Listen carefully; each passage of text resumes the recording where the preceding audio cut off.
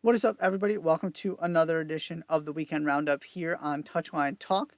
Thank you so much for tuning in. As always, be sure to hit that subscribe button so you don't miss any of the content going up on the channel.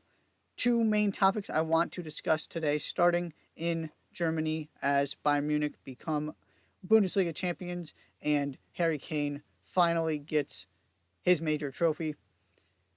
Sure, there's only so much credit that can be given to Bayern Munich for winning the Bundesliga. It's very much a applaud somebody for doing their job kind of thing, right? That certainly needs to be acknowledged. However, the context here is important, and something important happened this season that, to me, is worth discussing. Last season, embarrassing from Bayern's perspective, letting Leverkusen have that kind of season to not only win the title, but do so in such historic fashion, such a dominant fashion. That's where Vincent Kompany's walking into. You have the weird managerial search. You end up hiring a guy who just got relegated with Burnley, who has never done it at this level before as a manager. The whole thing felt weird. Plenty of question marks in terms of the leadership, the direction, where this whole thing was going, where Bayern were at.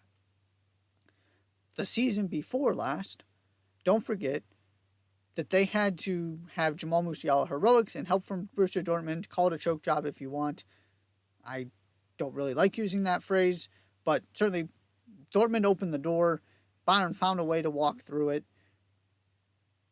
They win on goal difference, right? So it had been, at this point, basically 3 years, 3 seasons, if you don't count this one, 3 seasons ago was the last time they had convincingly controlled the Bundesliga, were obviously the best team in Germany, no questions asked. And that's what they were this season, right? They win, they clinch it with a couple games to spare. Leverkusen take a step back. Oh, they destroyed them in the Champions League too, if there were any questions about that. And Dortmund have had an awful season. There is nobody on Bayern's level right now in Germany. So Vincent Kompany came in, and he took something that was on a downward trajectory, that had been struggling, and he made it much better than where it was when he started. How much credit you want to give him for that, considering it probably couldn't have gotten much worse? Fair conversation to have. My point is simply, the people he took over for, and the way things have gone the past couple seasons, that has not been the case. Bayern had not done what they're supposed to. Vincent Kompany came in, and he got Bayern back to doing what they're supposed to, and feeling like you are now going back in a positive direction. Is that good enough? Not from Bayern's perspective, because you're talking about being at the top of the European hierarchy, and that's not where they are right now. Yeah, they made the Champions League semifinals last season, controversy, but they only won 2 games in the knockout stage to actually get there. It's not like they were blowing teams away this season. Sure, they could have got past Inter, but they didn't. They lost in the quarterfinals. You're looking at, right, you've got probably 3 teams in the Premier League. Inter are certainly ahead of them right now. Barcelona, obviously. Real Madrid probably still deserve to be in that category too, right? They're not one of, and PSG, got to mention them as well, right? They're not in the top tier of teams in Europe right now. They're certainly tier 2. They're one of the 10 best teams in Europe, probably a little bit higher than that. But you got to have the foundation to build on. They needed to go back to the beginning and take care of business domestically and dominate the Bundesliga. Then you can talk about, okay, what are the steps we need when we're starting to compare ourselves with the top team in France, the top teams in Spain, the top teams in Italy, the top teams in the Premier League, and get back to winning the Champions League and being a Champions League favorite.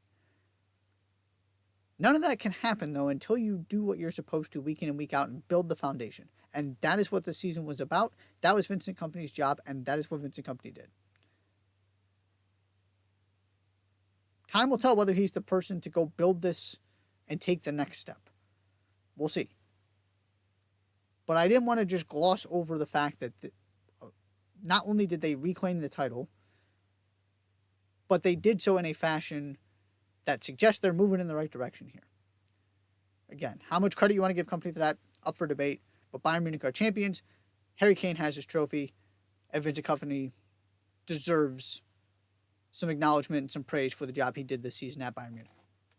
The other thing I want to touch on real quick, in a weekend, I should say, without too many massive developments and huge stories.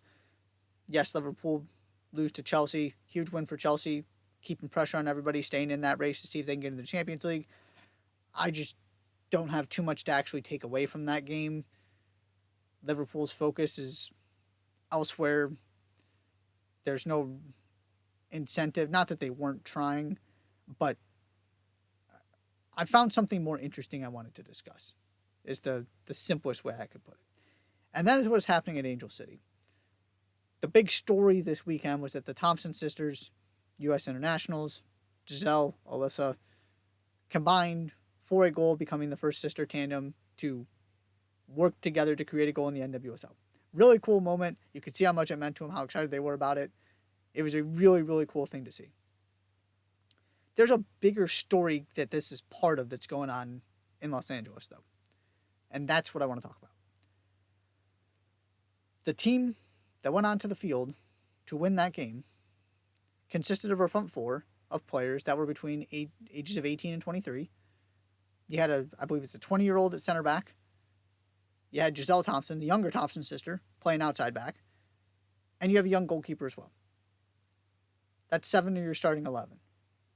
The players who score goals and create goals on this team are between the ages of 18 and 23.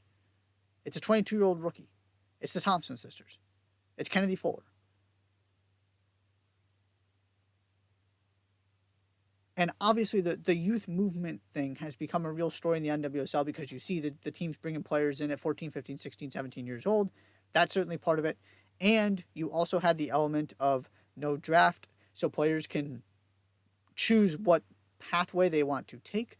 And when they actually get to the point where they're joining the league, whether that's 1 season in college, 4 seasons in college, whatever it might be, they get to pick where they start, right? The teams don't have control over much of anything at this point. And so you have this group of players, and Angel City seems to be adjusting and embracing this better than anybody else. You have this group of players. The Thompson sisters are from Los Angeles. The rest of these players are choosing Angel City, right? Angel City are not drafting these players and determining where they start their career and all of that kind of stuff. These players are choosing the club. So that stands to reason. If you're getting opportunities to play, you're being pretty successful because outside of this recent skid that they were finally able to snap last night, they've been good. They've been consistent. They're right there in the mix for potentially hosting a playoff game. You like their chances of continuing to improve as the season goes on. They win road games, which is not something you say about every young team. And so, if you're Kennedy Fuller, for example, where else in the NWSL would you want to go? It seems like they have the infrastructure to give these young players everything they want, and these young players are getting better quickly. And so I just find this fascinating because this team and this group of players could be, sure, some of them will probably leave for Europe eventually and things will happen. But you hypothetically have a group already of 3, 4, 5, 6 players that could theoretically be at Angel City for a decade. And they're already good. This team is already performing at a high level.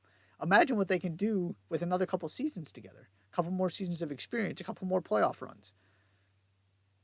I just find this fascinating because the best teams in the league aren't building this way. But Angel City have really embraced this. The Thompsons are the face of the team. They have all of these young players, and these young players continue to perform.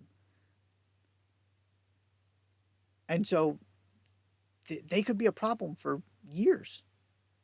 And what happens if they get to add more pieces? What happens if they go find let's just throw Sam Kerr's name out there, right? Some kind of international superstar to add to this group. But I just find this fascinating, and obviously this is the weekend to talk about it because of the Thompson sisters combining for the goal. Like I said, really, really special moment. Awesome to see. And it is a cool synopsis or representation of what is going on at Angel City. And I don't want the bigger picture to get glossed over there. So I wanted to mention that as well. That is all for this edition of the Weekend Roundup. Thank you so much for tuning in. As always, be sure to hit that subscribe button. I'll see you next time.